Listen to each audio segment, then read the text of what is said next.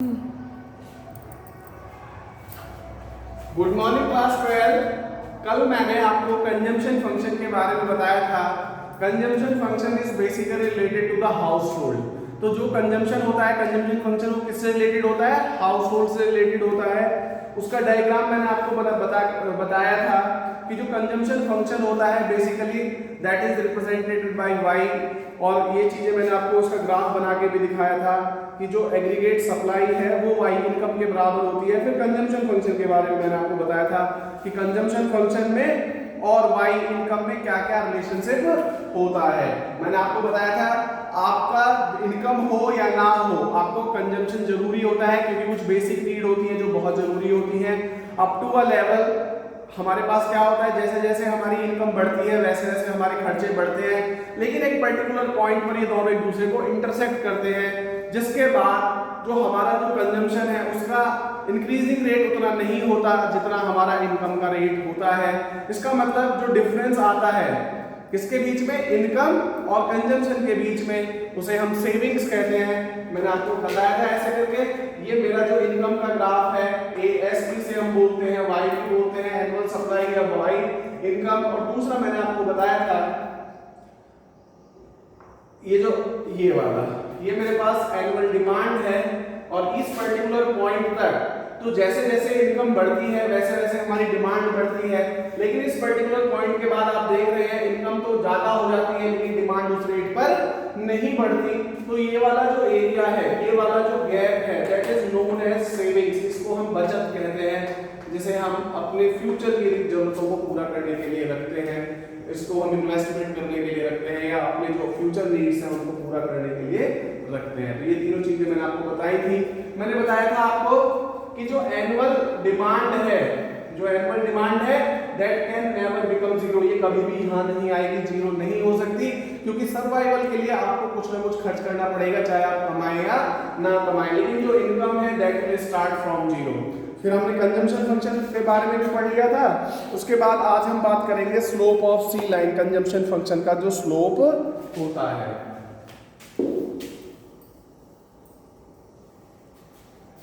Slope of C line indicating consumption function needs some elaboration. It refers to the rate at which C increases in response to a given increase in Y. इसका मतलब क्या है कि जो consumption function का जो slope है वो बताता है कि ये Y के comparison में किस रेट पर बढ़ रहा है। क्लियर हो गया? It indicates the proportion of additional income that goes to consumption. This is measured as the ratio between increase in consumption and increase in income. This is known as marginal proportionality to consume, MPC. तो इसकी अगर हम value देखें तो मेरे पास जो slope होता है सी लाइन का वो क्या होता है, अगर मैं MPC की बात करूं, मार्जिनल प्रोपोर्शनल कंज्यूम, यदि स्लोप ऑफ सी लाइन की बात करूं तो वो delta C upon delta Y होता है। ये क्या है मेरे पास, चेंज इन कंजम्पशन और चेंज इन इनकम। तो ये मेरे पास होता है MPC, marginal proportionality to consume.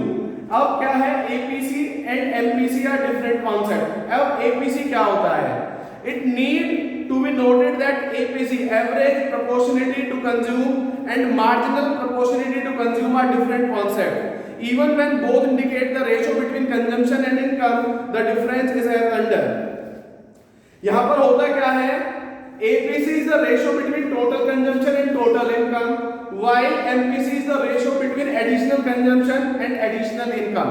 आपको क्लियर हो गया? MPC का हमारे पास होता है टोटल कंजम्पशन बटे टोटल इनकम, तो वहां पर C अपॉन Y आ जाता है या C अपॉन I भी हम इसे कह सकते हैं। लेकिन जब अगर मार्जिनल प्रोपोर्शनल कंज्यूम की अगर हम बात करें तो वहां पर additional consumption upon additional income आता है। उसके बाद है हमारे पास सेविंग फंक्शन। नेक्स्ट टॉपिक जो पढ़ेंगे वो हम सेविंग फंक्शन के बारे में पढ़ेंगे कि सेविंग फंक्शन क्या होता है। हमने कंजम्पशन फंक्शन पढ़ा, अब हम सेविंग फंक्शन के बारे में पढ़ेंगे। सेविंग मैंने बताई थी, सेविंग होता क्या है, the difference between aggregate demand and income.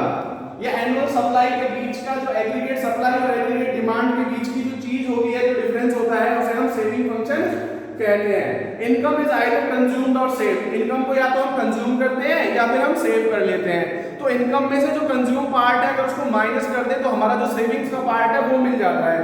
तो हम क्या कह सकते हैं, जो y है income is equals to c plus s। तो ये तो कंज्यूम वाला पार्ट है और ये सेविंग वाला पार्ट है। तो अगर मैं इसको इधर लाके माइनस कर दूं, अपनी टोटल इनकम से कंजम्पशन को माइनस कर दूं, तो मेरे पास क्या बच जाएगा, सेविंग्स बच जाएंगी। ठीक है,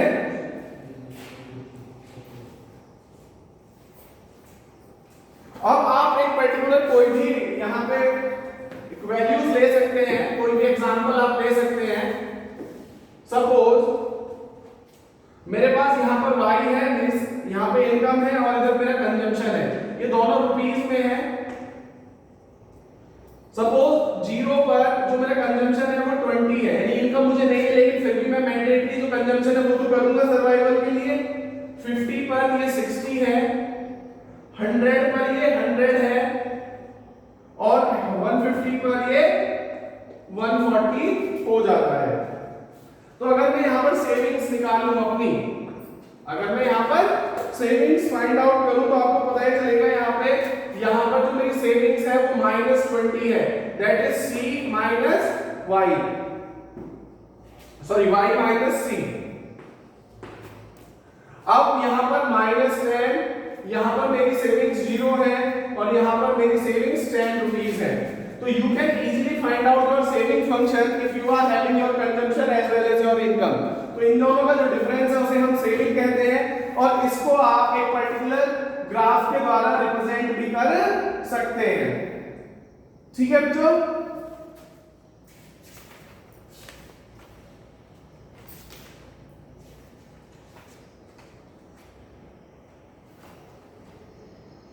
अब उसके बाद है स्लोप ऑफ लाइन, यानी सेविंग फंक्शन क्या है इसके बारे में हम पढ़ेंगे।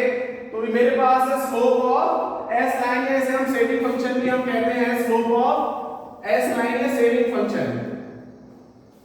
Marginal proportionate to save, slope of S line indicating saving function refers to the rate at which S increases in response to a given increase in Y, यानी कि y के इंक्रीज करने पर s किस रेट पर increase होता है, that is known as marginal proportionate to save. It indicate the proportional of additional income that goes to saving. तो हमारा कितना हिस्सा सेविंग की तरफ जाता है, कितना हमारा कंजम्पशन होता है, उसका एक पर्टिकुलर ये क्या होता है, ये बेसिकली एक डिटेल होती है। It is measured as the ratio between delta S additional savings and delta Y additional income. तो यहां पर अगर हम मार्जिनल प्रोपोर्शनेट सेविंग्स की बात करें तो मेरे पास जो एमपीएस होगा वो होता है delta S upon delta Y. Delta S क्या है हमारे पास, एडिशनल सेविंग्स है और ये हमारे पास एडिशनल इनकम है। ऐसे जैसे मैंने आपको बताया था कि एक हमारे पास एपीएस होता है, एक एमपीएस होता है। ये एडिशनल प्रोपोर्शनेट सेविंग्स होती है एपीएस और मार्जिनल प्रोपोर्शनेट सेविंग्स होता है एपीएस। टोटल में हमारे पास क्या होता है, अगर हम एपीएस निकालें, एवरेज प्रोपोर्शनेट सेविंग्स निकालें, तो वो हमारे पास total savings upon total income होता है। और अगर हम एमपीएस की बात करें तो additional savings upon additional income होता है। तो दोनों का डिफरेंस आपको समझ में आ गया होगा। When we are talking about total, जब हम पूरा टोटल सेविंग्स का टोटल इनकम के साथ रेशियो निकालते हैं तो वो एपीएस हो जाता है, और एडिशनल सेविंग्स का एडिशनल इनकम के साथ निकालते हैं तो वो मार्जिनल प्रोपोर्शनेट सेविंग्स हमारी हो जाती है। दोनों में डिफरेंस आपको मैंने बता दिया है। ठीक है बच्चों, अब हम बात करेंगे relationship between proportionate to consume and proportionate to save. क्या रिलेशनशिप होता है किसके बीच में, relationship between proportionate to consume and proportionate to save.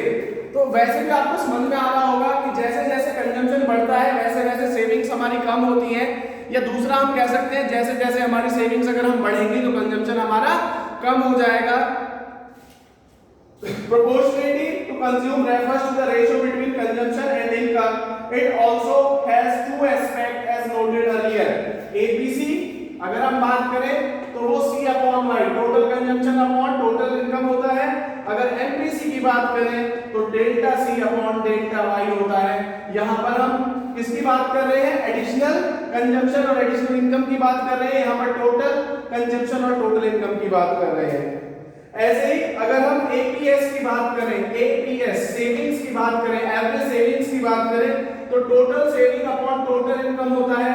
अगर एमपीएस की बात करें, मार्जिनल प्रोपोर्शनेट टू सेविंग्स की बात करें तो delta S upon delta Y होता है। अब यहां से हमें रिलेशनशिप फाइंड आउट करना है किसके बीच में, कंजम्पशन और सेविंग्स के बीच में क्या क्या रिलेशनशिप हो सकता है। तो यहां पर relationship between proportionately to consume and proportionately to save is as expected is in the following equations. दो तरीके से हम कह सकते हैं कि क्या होता है, APC plus APS is equals to 1 होता है। दो हमारे पास रिलेशनशिप बनते हैं, एपीसी प्लस एपीएस, इन दोनों की जो वैल्यू होगी वो 1 के इक्वल होगी। ऐसे ही एमपीसी प्लस एमपीएस, इसकी जो वैल्यू होगी वो 1 होगी। यानी कि average proportionate to consume plus average proportionate to savings, दोनों का अगर हम एवरेज ले रहे हैं, कंजम्पशन का भी और सेविंग्स का भी, तो उन दोनों का सम जो होता है वो 1 होता है। ऐसे ही अगर हम मार्जिनल प्रोपोर्शनेट टू कंजम्पशन ले रहे हैं और मार्जिनल प्रोपोर्शनेट टू सेविंग्स ले रहे हैं तो उन दोनों का सम भी 1 होता है। देखो बच्चों, ये आप लोगों को ध्यान रखना है कैसे, अगर आप यहां पे ऐड करें, देखो मैंने बताया था C, अगर मैं APC प्लस APS निकालूं, यहां पे देखो बच्चों, अगर मैं APC प्लस APS निकालूं, APC क्या होता है मेरे पास C, APS क्या होता है S, और दोनों ये क्या है C अपॉन Y और S अपॉन Y, एलसीएम लो Y C प्लस S। अभी मैंने बताया था Y इज इक्वल टू होता है C प्लस S। जो इनकम होती है वो दो चीजों में जाती है, कंजम्पशन और सेविंग्स में, तो ये क्या हो जाएगा Y अपॉन Y 1 आ गया। अभी तो बात कर रहे थे तो APC प्लस APS क्या होता है 1 के इक्वल होता है। ऐसे ही अगर आप यहाँ पे डेल्टा लगा लेंगे, डेल्टा C, अगर यहाँ पे MPC और MPS कर देंगे, ये डेल्टा S हो जाएगा, डेल्टा Y हो जाएगा, ये भी डेल्टा, तो ये क्या हो जाएगा delta Y upon delta Y हो जाएगा, ये भी 1 आएगा। तो ये क्लियर हो रहा है आपको कि कैसे इन दोनों में रिलेशनशिप आता है, ये कैसे ये क्या क्लियर हो गया होगा कि एपीसी और एपीएस क्या है, एमपीसी और एमपीएस क्या है यहाँ पर। तो ये सारी चीजें आपको क्लियर हो गई होंगी कैसे रिलेशनशिप होता है दोनों के बीच में, कि एवरेज प्रोपोर्शनेट टू कंजम्पशन और एवरेज प्रोपोर्शनेट टू सेविंग्स, इन दोनों का सम 1 होता है, ये इनके बीच में रिलेशनशिप है। ऐसे अगर हम मार्जिनल की बात करें तो मार्जिनल प्रोपोर्शनेट टू कंजम्पशन और plus marginal proportionate to savings, their sum is also equals to 1। तो बच्चों ये चैप्टर कंप्लीट हो गया है। अगर इससे रिलेटेड कोई भी प्रॉब्लम है आपको, इसके न्यूमेरिकल्स आप करिए, कुछ न्यूमेरिकल्स कॉपी में जरूर करके देखने हैं। अगर कोई भी प्रॉब्लम आती है आपको, कोई चीज समझ में नहीं आती है, तो मेरा व्हाट्सएप नंबर है 9871331793, इस पर आप न्यूमेरिकल जरूर करना, एपीसी पर, एमपीसी पर, एपीएस और एमपीएस पर। Thank you, have a nice day.